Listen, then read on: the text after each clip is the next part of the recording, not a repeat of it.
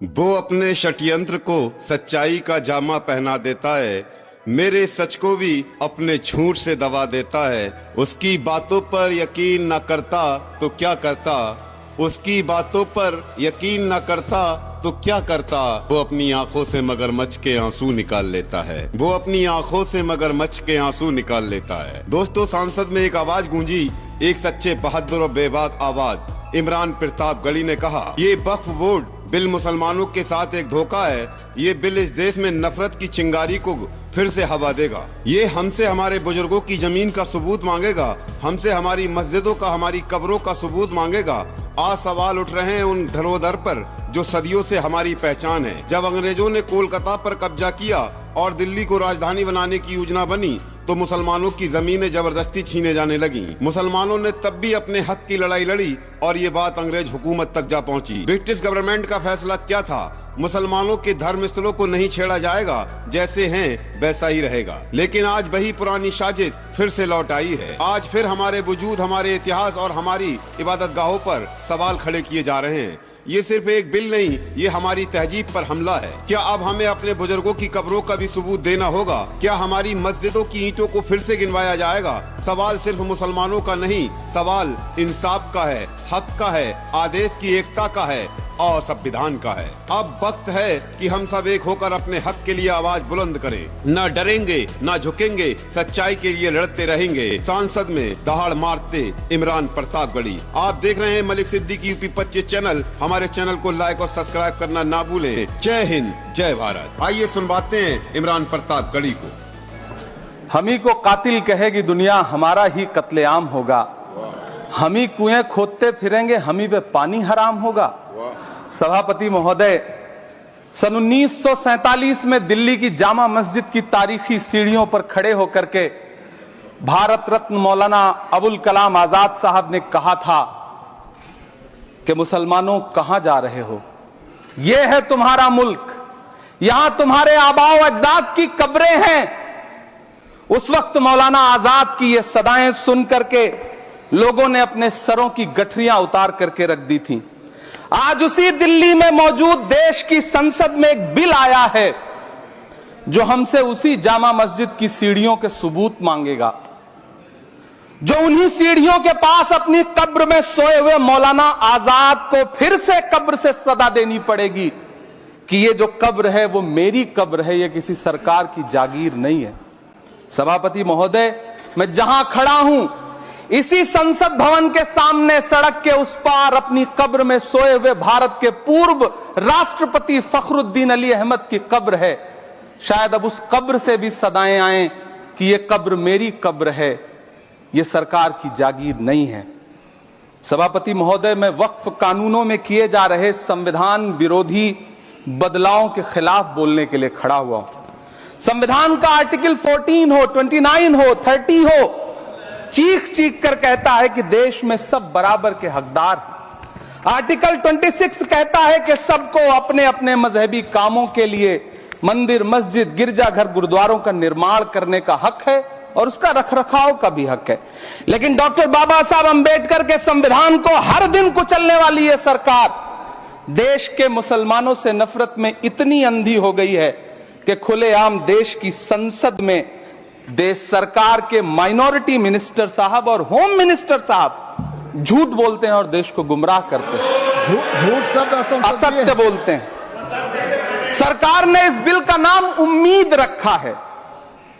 मंत्री जी कल से इसे देश के मुसलमानों के लिए नई उम्मीद बता रहे हैं। नहीं मंत्री जी, न तो ये बिल मुसलमानों के लिए नई उम्मीद है और न ही उम्मीद की नई किरण।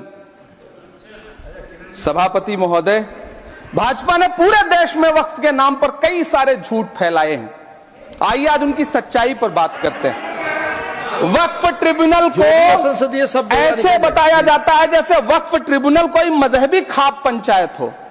सभापति महोदय, जबकि सच्चाई यह है कि वक्फ ट्रिब्यूनल भी तो सरकारी न्यायिक विभाग है जिसमें सरकार द्वारा नियुक्त जज होते हैं, जिसमें प्रशासनिक अधिकारी होते हैं, कहीं ऊपर से थोड़ी आ गए।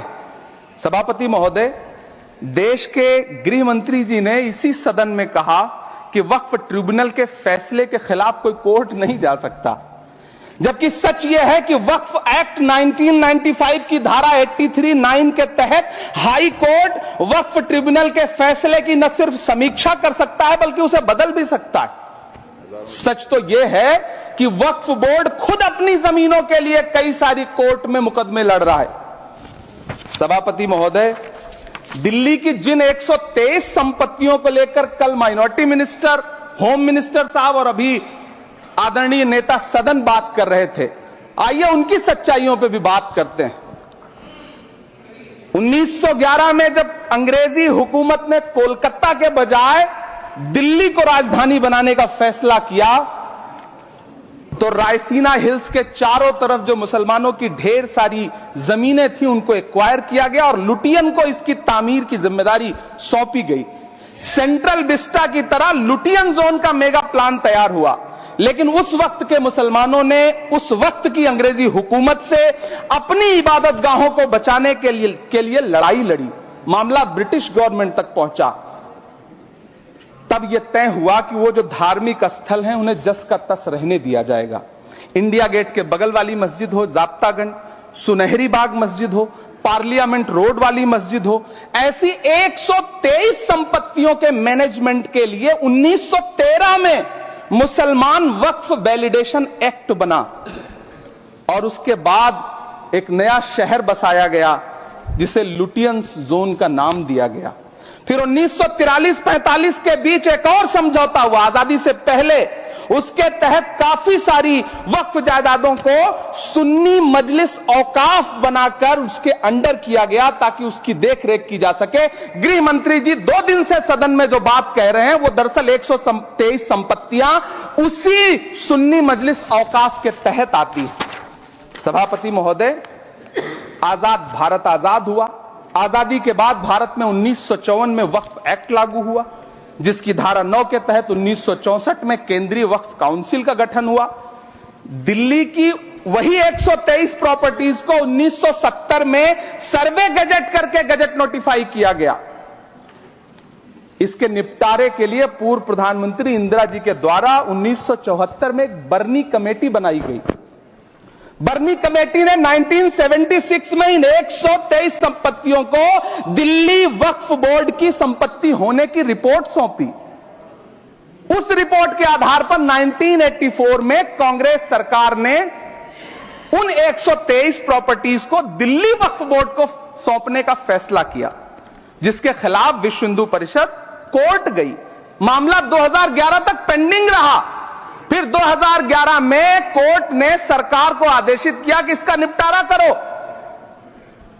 तब 2013 में तत्कालीन यूपीए सरकार ने दिल्ली की उन्हीं 123 जायदादों को बर्नी कमेटी की सिफारिशों के मुताबिक वक्फ बोर्ड के हवाले किया।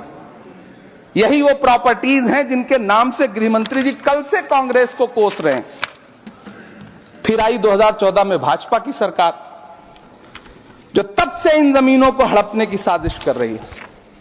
जिस बिल को मुसलमानों के हुकूक की हिफाजत करने वाला बिल बताया जा रहा है, उसी को पेश करने के लिए और उस पर बात करने के लिए लोकसभा में भाजपा सरकार के पास एक भी मुस्लिम सांसद नहीं है। जिस वक्त, मैं लोकसभा कह रहा हूं, सुना करिए, जिस वक्फ बिल को मुस्लिम महिलाओं को हक दिलाने वाला बताया जा रहा है, उसे संसद में पेश करने वाली पार्टी के पास न तो राज्यसभा में, न लोकसभा में, न देश की किसी विधानसभा में एक भी मुस्लिम महिला सदस्य नहीं। कल किरण रिजिजू जी कह रहे थे कि रेलवे की जमीनें देश की जमीनें हैं, डिफेंस की जमीनें देश की जमीनें हैं। हां मंत्री जी, हैं, बिल्कुल हैं। ये जो वक्फ की जमीनें हैं, ये हमारे पुरखों ने धार्मिक कामों के लिए डोनेट किया है, तो हम भी तो इसी देश के नागरिक हैं, हम भी तो इसी देश के बेटे हैं, तो वक्फ की जमीनें भी तो इसी देश की जमीनें हैं। उनको पराया क्यों बोलते हैं आप? सभापति महोदय, अशफाकुल्लाह खान जब फैजाबाद की जेल में फांसी के फंदे पर झूल रहे थे, तो इसी देश की जमीन के लिए झूल रहे थे ना। सभापति महोदय, अंडमान की जेल में काला पानी की सजा काटकर अपनी जान देने वाले मौलाना फजले हक खैराबादी हो या शेर खान अफरीदी हो, वो भी तो इसी जमीन के लिए अपनी जान दे रहे थे ना। सभापति महोदय, पाकिस्तान के खिलाफ लड़ते हुए अपनी जान देने वाले महावीर चक्र विजेता ब्रिगेडियर उस्मान हो या पाकिस्तान के पैटर्न टैंक उड़ाने वाला परमवीर चक्र विजेता वीर अब्दुल हमीद हो, वो भी तो इसी जमीन के लिए अपनी जान दे रहा था ना। और मंत्री जी, मैं इस सदन में अलल ऐलान ये कहता हूं कि जब भी इस देश की जमीन को लहू की जरूरत होगी, आपसे 2 कदम आगे इमरान खड़ा मिलेगा, ये मैं आपसे यकीन दिलाते हुए कह रहा हूं। सभापति महोदय, मैं सरकार से कहना चाहता हूं, हमसे हमारी इबादत गाहें तो मत छीनिए ना, हमारे घरों पे बुलडोजर तो मत चलाइए ना, हमारी कब्रों में तो हमें सुकून से सोने दीजिए ना। सभापति महोदय, माइनॉरिटी मिनिस्ट्री का बजट कट करके, मुस्लिम बच्चों की स्कॉलरशिप बंद करके अब सरकार कह रही है कि हम वक्फ की आमदनी से गरीब मुसलमानों का भला करेंगे। गुजरात की बेटी बिल्किस के बलात्कारियों की रिहाई के बाद उन्हें माला पहनाने वाली लोगों के नेता ये कह रहे हैं कि यह बिल मुस्लिम महिलाओं को उनका हक दिलाएगा। धन्यवाद मोदी जी, क्या बढ़िया सौगातें मोदी दे रहे हैं आप। पहले हमें गुजराते मोदी दिया, आप सौगाते मोदी दे रहे हैं। लेकिन यह सरकार इतना याद रखे कि इसी ठसक के साथ देश की संसद में सीए का कानून भी लाया गया था और कहा गया था बड़े बड़े भाषण देकर के कि पड़ोसी देशों से हिंदू भाइयों को ला करके यहां नागरिकता दी जाएगी। लेकिन मैं आपके संज्ञान में लाता हूं सर कि पिछले इतने दिनों में इनसे नागरिकता लेने के लिए 2000 व्यक्ति भी नहीं आए, जबकि इसके उलट इन्हीं की सरकार में पिछले 10 साल में 15 लाख से ज्यादा भारतीयों ने भारत की नागरिकता छोड़ करके दूसरे देश में जाकर के बस गए। यह हुआ उस कानून का अंजाम। सभापति महोदय, इसी तरह की जिद के साथ किसानों के खिलाफ भी कानून लाए गए थे। जिस तरह आज वक्फ के फायदे गिनाए जा रहे हैं, उसी तरह से किसानों को भी कृषि कानूनों के फायदे गिनाए गए थे। लेकिन अंजाम क्या हुआ? 700 किसानों की शहादत लेने के बाद सरकार को अन्नदाता किसानों के सामने घुटने टेकने पड़े और कृषि कानून वापस लेने पड़े। जिल्ले इलाही, जमहूरियत जो है वो नफरत और ठसक से नहीं चलती है, अकड़ से नहीं चलती है, उसमें सबकी हिस्सेदारी जरूरी है। कल देश के माइनॉरिटी मिनिस्टर ने लोकसभा में खड़े होकर एक शेर सुनाया था कि मुझसे कोई बदगुमान न हो, तो मैं उन्हें एक शेर सुनाना चाहता हूं कि मैं आज जद पे हूं तो इतना खुशगुमान न हो, मैं आज जद पे हूं तो इतना खुशगुमान न हो, चराग सबके बुझेंगे हवा किसी की नहीं। नीतीश कुमार जी हो, चंद्रबाबू नायडू जी हो, चिराग पासवान जी हो, जयंत चौधरी जी हो, देवे गौड़ा जी हो, जीतन राम मांझी जी हो, सबको समझना पड़ेगा कि जब जंगल में आग लगती है तो न वो बरगद बचते हैं जो हवा को आंधी में तब्दील करते हैं, न वो बांस बचते हैं जो आपसी रगड़ से चिंगारी पैदा करते हैं। सभापति महोदय, जब देश को मनमोहन सिंह साहब जैसा काबिल प्रधानमंत्री मिलता है तो देश को आरटीआई जैसा एक्ट मिलता है, सेज जैसा एक्ट मिलता है, मनरेगा जैसा एक्ट मिलता है, लिबरलाइजेशन मिलता है, राइट टू एजुकेशन मिलता है, नेशनल फूड सिक्योरिटी एक्ट मिलता है। लेकिन जब देश को सौगातें मोदी मिलती है तो क्या मिलता है? सीए मिलता है, फॉर्म्स लॉ मिलता है, आर्टिकल 370 मिलता है, इलेक्टोरल बॉन्ड जैसा एक्ट मिलता है और वक्फ अमेंडमेंट एक्ट जैसे बिल देश को मिलते हैं। मुझे तो अपने हमवतन भाइयों से पूछना है कि आपको अपने बच्चों की तरक्की, खुशहाली और नौकरी की दरकार है या फिर मुसलमानों की दान की गई जमीनों को लूटकर धन्ना सेठों को देने की साजिश करने वाले कानून की? सभापति महोदय, यह सरकार रात के 3 बजे तक पूरे देश को जगा करके संसद में अपने ही नागरिकों को नीचा दिखाने के लिए वक्फ बिल ला रही थी, तो उधर रात के 1:30 बजे अमेरिका हम पर 26% टैरिफ लगा रहा था। सरकार की प्राथमिकताएं देश को पता। सभापति महोदय, मैं बहुत भावुक हूं आज, और मुझे अच्छा लगा कि आदरणीय नेता सदन जगत प्रकाश नड्डा जी ने बहुत अच्छी बातें भी की, मन से बातें की। क्योंकि उनके नाम में प्रकाश जुड़ा है तो मैं उनमें हमेशा एक रोशनी की किरण देखता हूं। मैं उनके सामने बहुत अदब से यह बात कहना चाहता हूं कि चिरागों के सफर में दबदबा हो आंधियों का तो फिर अंजाम जुल्मत के सिवा कुछ भी नहीं होगा। यह दुनिया नफरतों के आखिरी स्टेज पर है, इलाज इसका मोहब्बत के सिवा कुछ भी नहीं होगा। मैं भावुक हूं, मेरी पलकें गीली हैं। अगर देश की एक बहुत बड़ी आबादी को लगता है कि आप उसका भला करने के लिए नहीं बल्कि उनकी इबादतगाहों, उनकी कब्रिस्तानों, उनकी खानकाहों को बर्बाद करने का बिल ला रहे हैं, तो फिर आप अगर समझाने में नाकामयाब रहे हैं तो यह आपकी नाकामयाबी है। पहले समझाइए, उसके बाद कोई बिल लेकर के आइए, तब शायद हम आपका इतनी पुरजोर तरीके से विरोध ना करें। लेकिन सभापति महोदय, मैं अंत में सिर्फ इतना कहना चाहता हूं कि इस बिल में जो भी पॉइंट्स दिए गए हैं, बॉम्सी पोर्टल देख लीजिए, सरकार का झूठ आपको पकड़ में आ जाएगा। हम डरे नहीं हैं, हम सिर्फ सरकार से अपील कर रहे हैं कि हमें अपना समझिए। हम आपके अपने हैं, इस देश के नागरिक हैं और आप ताकत में हैं। संख्या बल के आधार पर बिल हो सकता है आप पास करा ले, लेकिन आपको यह बात समझनी पड़ेगी कि हम तो वो तारीख हैं, जहनों में रहना है जिसे, कागजी पुर्जे नहीं जो फाड़ डाले जाएंगे। जिस जमीन पर मैं खड़ा हूं यह मेरी पहचान है। आप आंधी हैं तो क्या मुझको उड़ा ले जाएंगे? आपको यह बात समझनी पड़ेगी।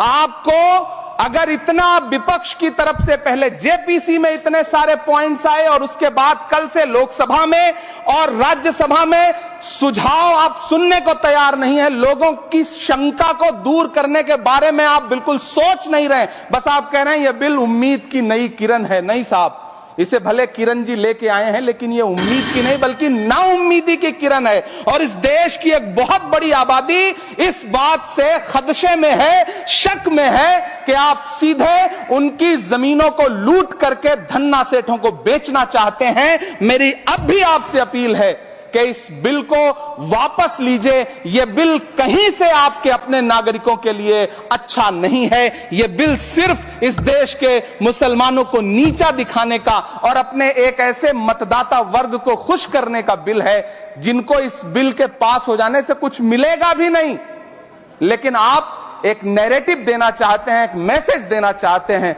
मेरी आपसे अपील है कि कृपया ये जो सबका साथ सबका विकास का नारा है, इस नारे को रत्ती भर तो चरित्रार्थ कर दीजिए। बहुत बहुत धन्यवाद।